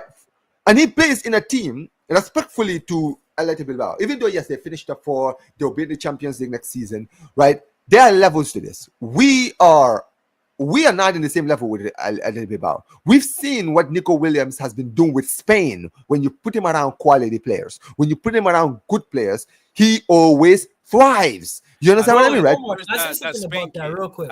Real quick, let me say something. Anybody who's played football, you play with better players, you're going to play better. Would you rather have a guy who's giving you a pass it's a crisp pass, or a pass that's bouncing and there's a man running at you? No, bro. Listen, it's just basic football. And on top of that, you said with respect to Bilbao. Nah, bro, no respect, because we had their manager and Ernesto Valverde. Credit for that. Bro, don't even get me started. No, let's be real. I'm just saying this. Does Valverde make players better? Does he make players better? The answer is no. Right? Hansi Flick, what does he do? He makes players better. Rafinha better. Especially wingers. Put it on the wingers. Look at how many wingers have cooked under this man. Bro, but that's my point. Gnabry, you know what I'm saying? Even if you go to Bayern, Kingsley Coman, and then you got Perisic, and then over here you got Lamine, Rafinha, even Ferran, if you consider. Bro, Hansi Flick, legitimately with wingers and attackers, that's his specialty, right? Ernesto Valverde, he's a good manager, but that's not his thing, you know what I'm saying? But I think Nico's going to cook. I think the people, they're looking too much at the GA. You look at GA so much, look at the fit. Barcelona need a left winger that can dribble, and Nico Williams is the answer. Yeah, just to add to that, look at Lamine Yamal's season, for example. His GAs, they're not astronomical, and yet nobody has a question that he's one of the best players in the world, if not the best player in the world. So even Lamine Yamal is the perfect example of why you take a look at a player like Nico Williams, and you can't just look at the GAs and the way that he dribbles. Like I said, he's second in the league to dribbles, only to Lamine Yamal. And I compared them on Stat Bomb, and the only areas where Lamine Yamal it's superior to Nico Williams is, of course, the goals and the GAs. That's where he's going to be better. But when he talks to ball carries, when he talks to dribbles, when he talks to the ability on the ball, to be able to make others better, to cross, a lot of the great things that Lamine Yamal does for Barca, Nico Williams can do the same. I do see that had we had Nico Williams, for example, against Inter Milan, it would have been a whole different story, because Rafinha, sometimes he overcompensates by crossing the ball, by shooting from outside the box. Why? Because he doesn't want to take those one-on-one dribbles. He doesn't want to take players to the corner. He doesn't want to cut inside, cut outside. Those are the things when it comes to dribbles that Rafinha doesn't have the ability to do it. Nice. But or he lacks it compared to Nico Williams. If we had Nico Williams against Inter Milan, we would have had that 1-2 punch.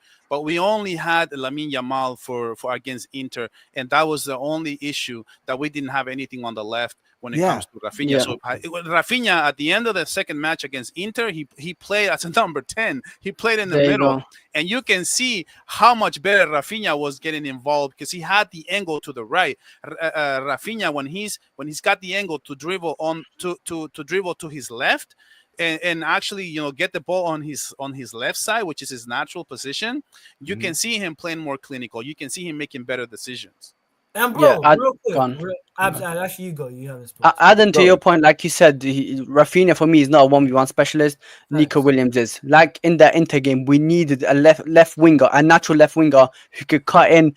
hit top bins or do whatever, take your defender out of the game. And Nico Williams adds that to this team. Nico Williams automatically, naturally just makes us stronger in attack, because if you're isolated against Nico Williams, he can beat you. If you're isolated with Rafinha, you're not guaranteed that he will beat you in a 1v1. Even though he can do it, but he's not that type of player. And he drifts in centrally while Nico Williams is by the touchline. Most of the times you forget that he's there. And one pass to Nico Williams, he's free, acres of space. He takes on his player and he scores, like we've seen in the Euros final against England. Yamal had the ball. All you see is Nico Williams is just there alone. He's got walk on him and he scores. Beautiful. That's what Nico Williams brings. He even did it with Bilbao too. Exactly. He even did it with Bilbao in the Euros. No, not the Euros. At the UEFA, whatever that the UEFA, right? It's a UEFA, the UEFA Cup. What's it called? Wait. Conference League? What? The Conference League. No, Conference. Not the Champions League, but the one above that. The one below. Europa League. The Europa League.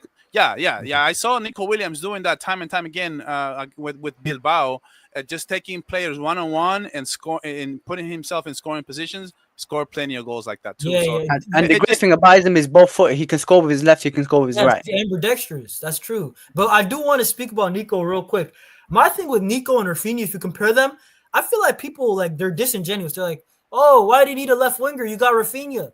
No, brother, watch your games, bro. Rafinha does his damage in the middle of the pitch, through on goal. No, but what about when we need to break it down, right? You guys remember this season at times and also under Xavi where Rafinha out wide he's not the same threat. Let's just keep it a buck. He's not. In the middle with space, dangerous player. Out wide, not a dangerous player. Nico can do his damage out wide, 1v1, isolation, command a double team if he's hot. You know what I'm saying? But my question to Nico, my only doubt is that he gets into good positions a lot of times because he's skilled, bro. But his finishing is sometimes not there. And maybe, I don't know if Hansi Flick. That's what I'm saying, Jonas, because if we're going to be objective, right? When we signed Rafinha, he wasn't exactly known for his finishing now, was he? He was a good winger. But even Yamal, I expected Yamal to improve his finishing next season, but he improved this season. I was like, what? That's what I'm saying. I've seen players like Serge Gnabry play their best football on the flick. Players like Koeman play their best football on the flick. Even guys like Perisic, when he was at Bayern, he cooked, right? Dude, this is the thing, bro. Lamin's gonna have so much better numbers next season. It's not even funny, dude. And freedom, bro. You have so much freedom, man. I just saw something. Big up to the chat. I saw someone just say, and Nico playing helps. Talked about. He said Kvaratskhelia. Yeah, Kvaratskhelia did not have GA. Yeah, his GA wasn't good before he went to PSG. Exactly. But look at him, bro. He wasn't even that good, bro. That's a great point, dude. That's an amazing point because you can't. That's my whole thing. Like, if we live in an era where it's just everything's stats, bro. Everything is stats, man. See, like if you take Miguel, you know why? It's because we got into football so early in our lives. We didn't need stats because I started watching football in the mid 2000s, right? So I was watching when Ronaldinho, Zidane, all these guys. If you watch Ronaldinho and you that's what I'm saying. GAs, you got. That's what I'm saying, right? So I didn't know Ronaldinho's GAs. I just knew when I saw him on the pitch. I knew I was watching one of the best players in the world. Exactly. You know what I mean, right? Yeah. I knew, bro. I to this day I don't even go and check his stats, bro. I don't care. I've already said it. He's the greatest player in my eyes, bro. Ronaldinho won the Ballon d'Or with 9 league goals. Nobody cared about stats. Nobody cared about stats. Nobody cared. That's my whole point. And also when it comes to Hazard, did everybody look at Hazard's numbers? No, he didn't. They looked at his influence on the game, what he does on the pitch. Now every time I'm live on TikTok, people are comparing stats with midfielders and defenders. I'm like, bro, you're watching. This is why a player like Bellingham has a career. And look honestly, at today. Look at today. I don't even care how many goals or how many assists Nico Williams is going to have next season. I just know that I want. Will he be a threat? Would he be a threat? Definitely, he will be a threat. No, what is the thing?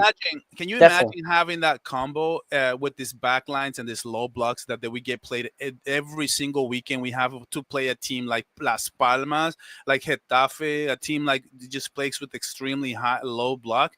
I made a tactical video on how good is Nico Williams, and dude, so many times Nico Williams up against double, triple team, 3 people, dribble past 2 to 3 people, passes, dribbles, diagonal pass, somebody, bam, Iñaki Williams was there to just get the goal. Or sometimes he will do it himself. Like so many That's times, the point, bro. we need somebody who can go on one-on-one and look at three defenders in front of him and try to dribble and break the back lines. That's all we need to do. Yeah, brave. Give it to Lewandowski, give it to the Rafinhas of the world, and he is going to cook for Barca, dude. I have no freaking doubt. That's why for me, I think next season, don't be surprised if Flex starts playing Rafinha in the 10, right? He's gonna move into the 10, right? Definitely will. Give him, put him in the 10. Like make sure like there's a rotation between him and Danny Olmo, because I think Nico Williams, like you mentioned, this is what I mean.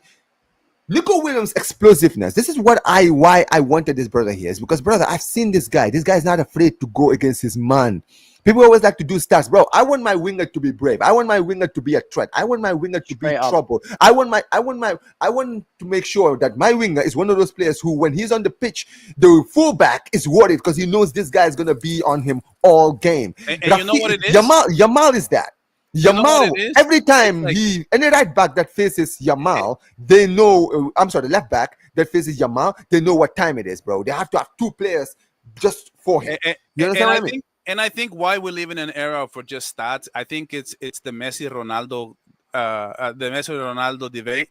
That's really what has triggered this whole stat thing. So Messi just ruined lives for a lot of wingers, because Messi used to he used to work on the right, he used to be on the wing, he used to cross inside, shoot from outside the box, and just bangs it, dude. Just bangs it in the corner every single time. And Messi would dribble, go inside the box, one-on-one with the keeper, finish that play every single time. And when we're taking a look at like Lamine Yamal, for example, we want Lamine to do what Messi used to do. And when he doesn't have those finishing abilities, then now we're looking at, what about his GAs, or what about this, or what about that? But when you look at it and everything that Lamine Yamal is doing on the right, dude, it's amazing what he can do and how he can break the back lines, how he can break the double teams. Even against a team like Inter Milan, he had a double team time and time again. It didn't even matter that he was double team. But Lamine Yamal was dribbling past them, the same thing that we want and that I'm expecting Nico Williams to do on the left. And I'm expecting, dude, Rafinha can have close to the same numbers next season just by having somebody like Lamine Yamal on the right and Nico Williams on the left, and he's coming right behind. Like I don't see Rafinha playing the actual number 10. I see Rafinha just playing right behind Lewandowski. But before you continue, coming from behind, kind of like Marmoush used to do with Haaland. And I'll just free flow. Yeah. Before we continue, guys. First of all, guys, put your W's in the chat for my guy Enjoy. Appreciate you so much for the super chat. Big up to you every single time. My guy says we need to differentiate basic stats from advanced stats. Advanced stats will show you why Ronaldinho, Nico Williams, Yamal are the type of players that are great. Exactly. You understand what I mean, right? At a club, for players of this level, right, of a Nico Williams, yes, at the end of the day, he's not gonna have the numbers like all of these guys. You understand what I mean? Big up to my guy Abs, man. Big up to you, bro. Bro, I'll join you guys next time, man. Take care. No, of course. See you, man. But yeah, appreciate you, man. But yeah, listen. Like I was saying, right? When you look at Nico Williams, I'm not gonna judge him yet, and I'll tell you why right now.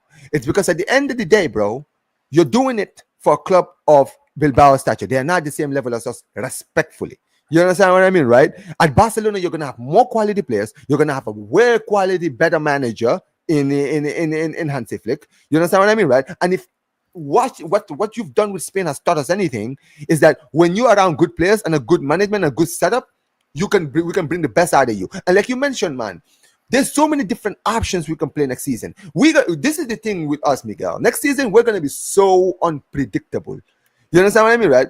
We're gonna be so unpredictable, bro. When like no one like we could play any format. Every game we can just change the lineup. 1 minute is what's gonna go a long way. It's gonna be those Saturday morning games against Las Palmas and those Saturday morning games against Getafe. Watch me, dude. Watch me. Remember this.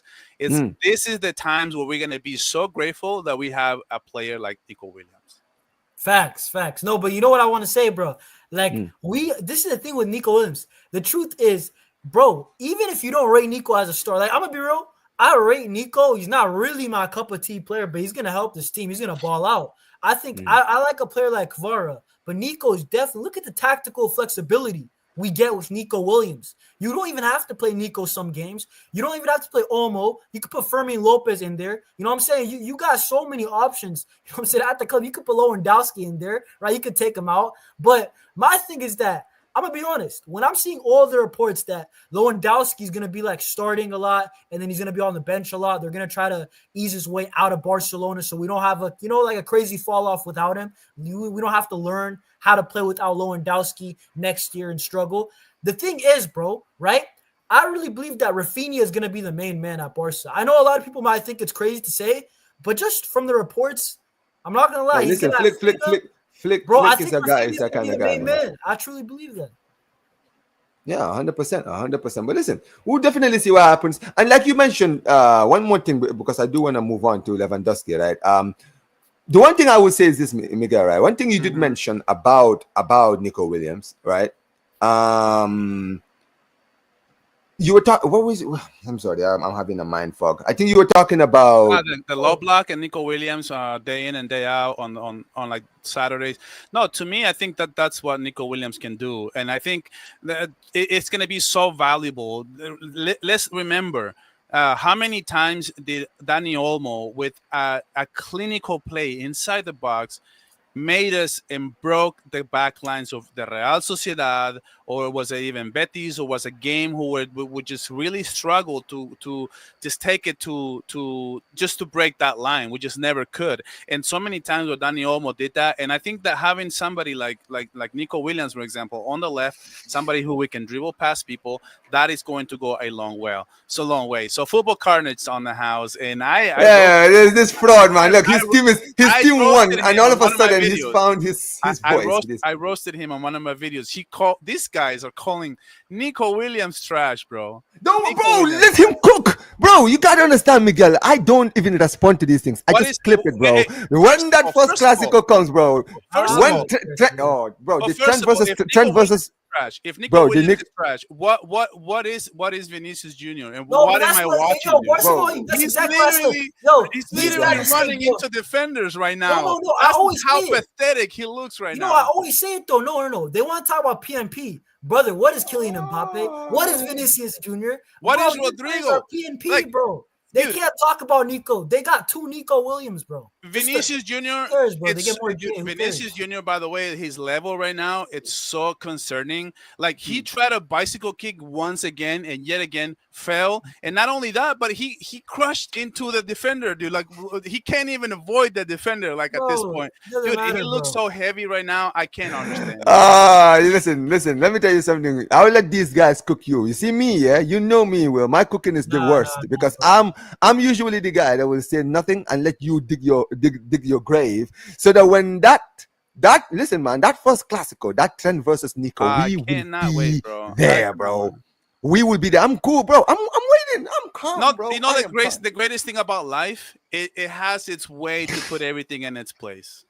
No, bro. You know what's crazy, bro? That Trent versus Nico, that first Clasico, YouTube might not even post the highlights because that's gonna be one-way abuse. Abuse is not, bro. It's not allowed. Yeah, YouTube is not gonna allow it, man. YouTube is gonna do. We could get demonetized for that. But yeah, but listen, Let's segue, man, because at the end of the day, let's actually talk about Robert Lewandowski. Now, recently, yesterday I was talking about him on my channel, right, where I went on detail about him next season being his last season. He's been linked to Saudi. Some clubs in Saudi apparently are looking at bringing in Lewandowski next season, right? Now, I'm gonna say this, right? I have two questions.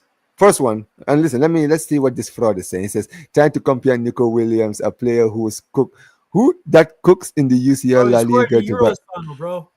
We're talking about right now. We're not talking about the past. So, Nico Williams hasn't played in the Champions League. Have I heard you say trash to Vinicius Jr. even once last season, or have I heard you say about it right now? I'm not talking about. I'm not comparing. I'm not saying that Nico Williams is better than Vinicius Jr. I never said that.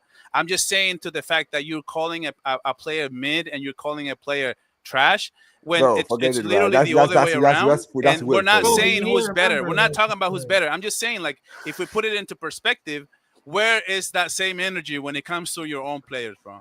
That's Nah, all. bro. Nah, you cannot expect. You cannot see that's the problem, but you cannot expect normality from Real Madrid fans, bro. They cannot. They cannot just be unbiased, man. Yeah. This guy's expecting Carnage. He's expecting Will to be logical, man. Like, you're expecting too much out of Will, man. Seriously, you are. Bro, like, The only time this guy calls, the only time he Nico calls his scored a players Euro trash final, is when apparently. he's crashing out. When he's crashing out is when he really tells the truth, bro. But listen, let's talk about Lewandowski now.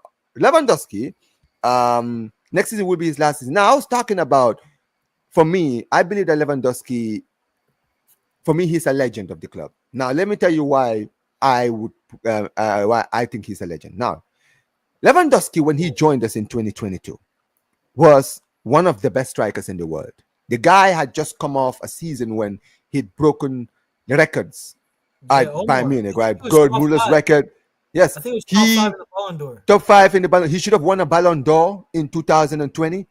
Yeah. Arguably, he should have won the Ballon d'Or in 2021. Let's be honest, right? If we're all going to be objective, like I thought he was going to win it in 2021, not Messi. You understand what I mean, right?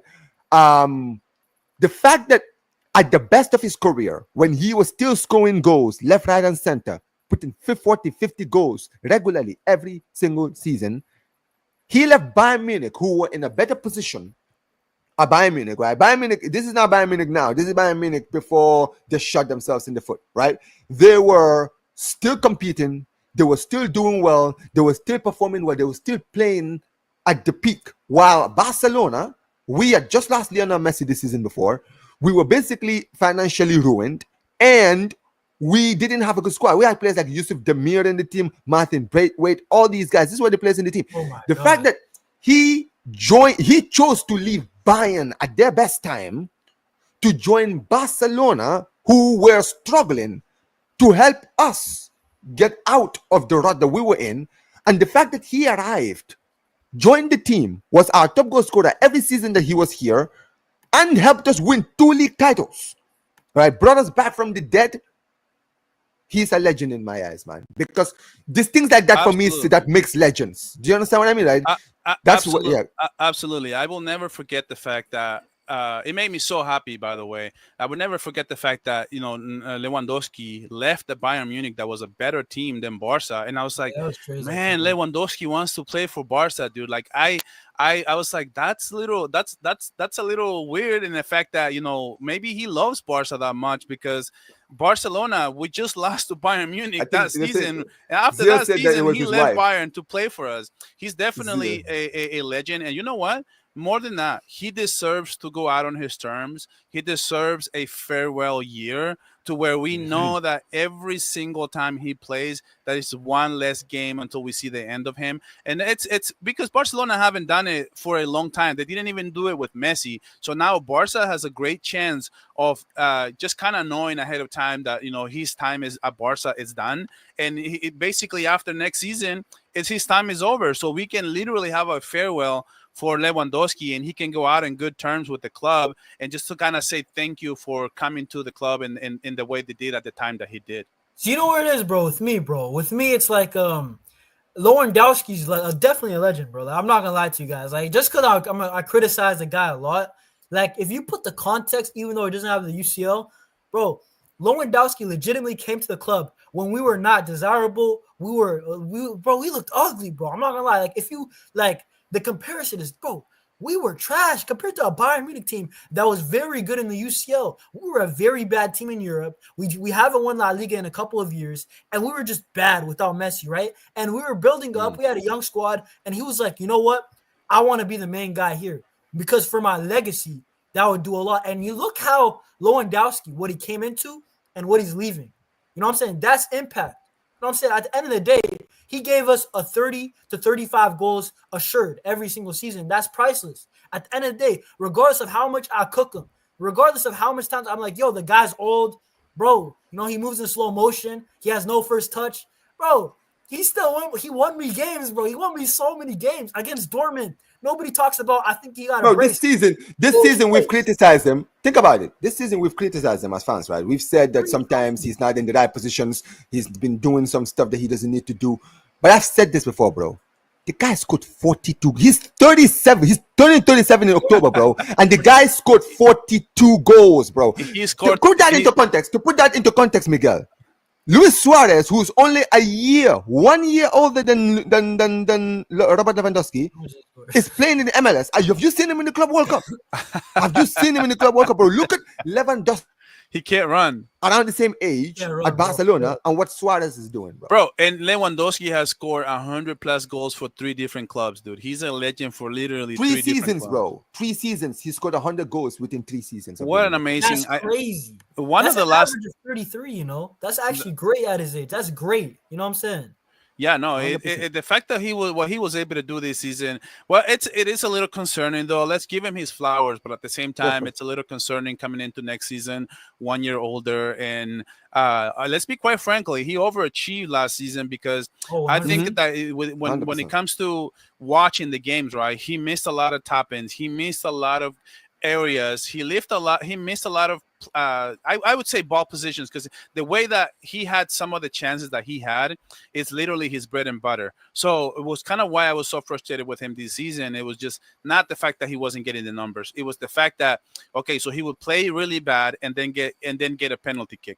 And at the end of the day, that adds to your total. But he was missing some of those plays where I'm like, okay, Lewa, you are here to score the top ends. You are here to score, to move CBs around. You are here to move, to create space for the number 9s, to the wingers, to create space when you're doing your movement. Now he can't do those things anymore, Miguel. I know, and that's but what why I'm we saying need is, a new striker. what I was saying though is that every time that he would miss those top ends or those great opportunities for Barca, it is what really got me frustrated, because I was like, well, he's here to score those. He's here because that's what he knows how to do. And if he can't do that, I mean, at the end of the day, next season he's only going to be 1 year older. So this is why it's the Nico Williams move. It's so great because now we can give him less time, more days off, more games off, and we can have a much better outcome. Put him in the important games, right? Like he can be a great backup plan, like in games when the defenders is tired. Like you got Lewandowski in the bench, bro. When you're putting him in, Omar, he's fresh. Omar, can you highlight that comment? That one comment right there by Mohamed, bro,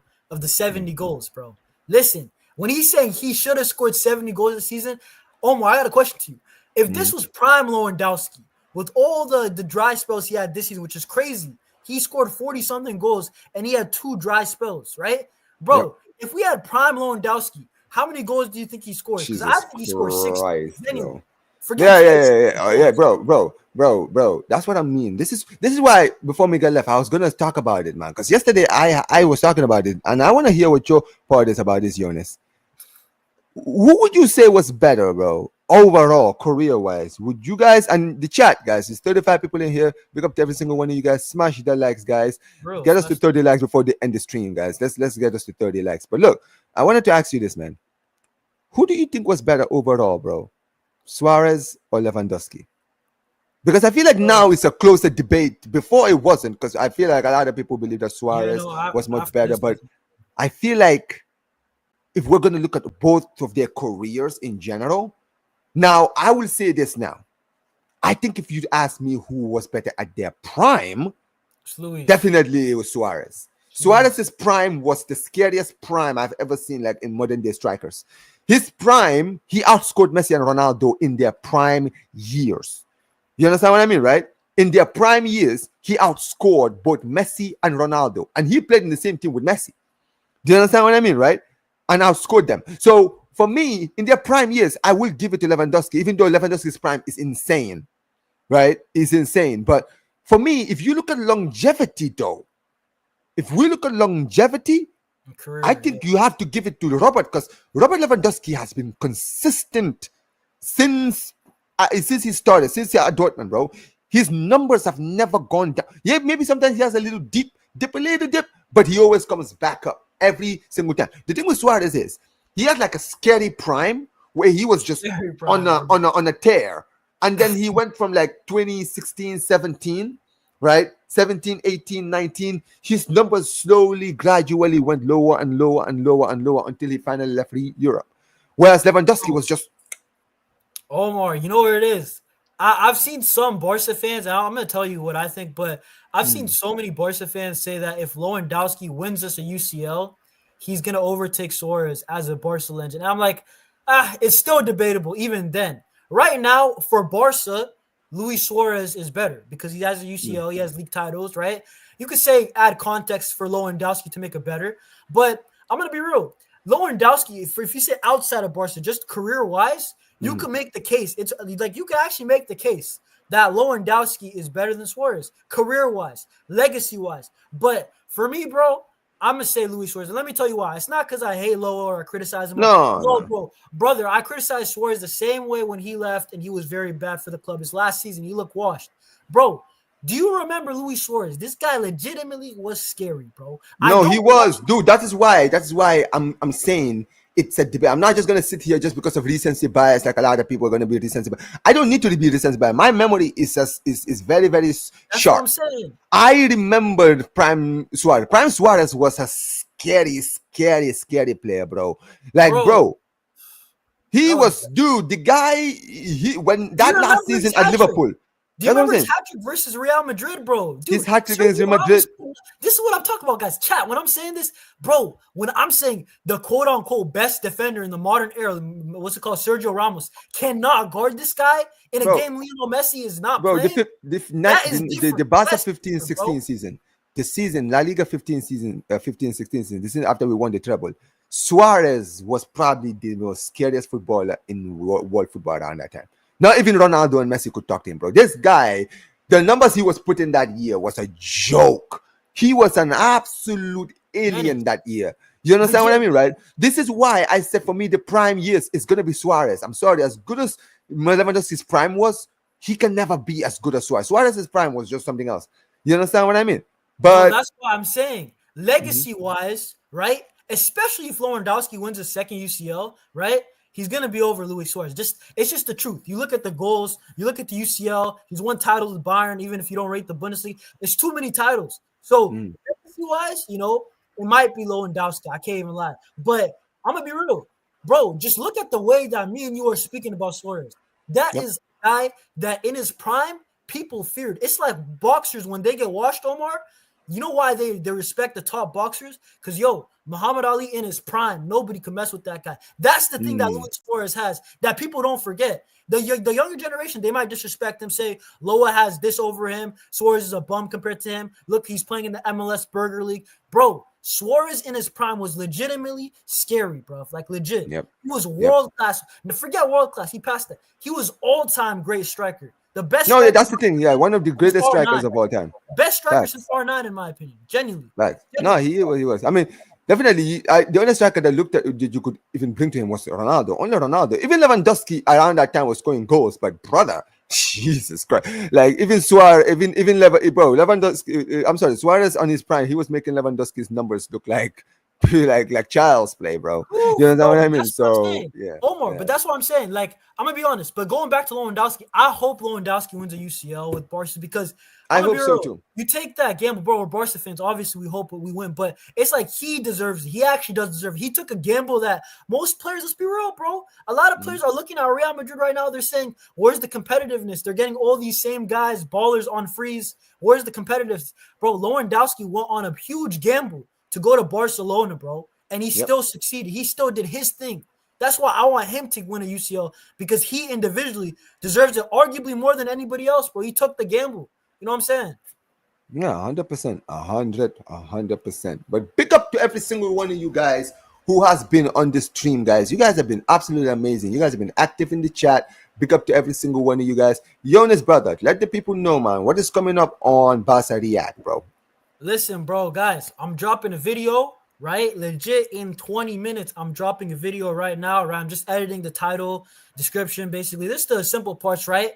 Video out soon about what we were talking about, the Nico, Lamine Yamal, Rafinha, Olmo flexibility, right? And then if I'm not live tomorrow, because there were so many news that we were talking about with Deco and the words he said, if I'm not live tomorrow, I'm definitely live on Tuesday, right? So, guys, just stay tapped. Have post notification on for Omar BYT. Subscribe to Omar BYT.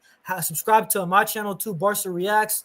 Support the community, bro. You know what I'm saying? We're working out here. Big up to the chat. I love y'all, man. You know what I'm saying? Yeah, man. Big up to every single one of you guys who has been here, man. Listen, you guys have been absolutely killing it in the chat. And big up to my guy Enjovi. Appreciate you so much for for the super chat, bro. Thank you so much. Big up to every single one of you guys, man. You guys are absolutely elite. You guys have been supporting the channel incredibly, man, and I've really been appreciating you guys. Make sure you guys always turn on notifications, guys, because right now, guys, I'm trying to see if I can go live every day, guys. I may not be able to go live at the same time every time, right? And I might not be here for long because sometimes I do work. Sometimes, sometimes I literally today, I literally came back from work and did the stream. So, at the end of the day, man, we're grinding over here, man. But you guys have really been supporting the channel recently, and appreciate all of you guys who are always here every single time, because you guys are the reason why I always do the streams. Even no matter how tired, no matter how exhausted I get, guys, you guys are always here, right? That is why I always like to come out here and do these streams, because you guys are always supportive. But big up to you guys, man.